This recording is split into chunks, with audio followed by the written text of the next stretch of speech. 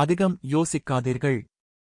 அதிகம் யோசித்தால் மனம் மகிழ்ச்சியை இழந்து தவிக்கும், அமைதி துளியும் இருக்காது. சிலரால் நாம் ஏமாற்றப்படும் போது சில வார்த்தைகளை நாம் மனம் நொந்து கூறுவோம். இது பலிக்கிறதோ இல்லையோ சாபம் கொடுத்தவருக்குதான் முதலில் துன்பம் ஏற்படும். காரணம் இல்லாமல் கவலை கொள்வதே கலக்கமடைவது சரியல்ல. காரணம் இருந்தாலும் கவலையை கட்டுக்குள் வைப்பது நல்லது. எதுவும் கடந்து போகும், இதுவும் கடந்து போகும் காரியம்.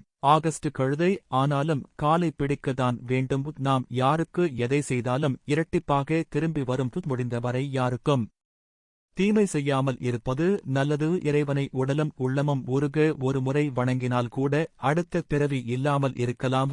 இந்த பிறவியில் நன்மையே செய்து வாழ போன பிறவி இந்த பிறவி கர்மாவும் குறையும்.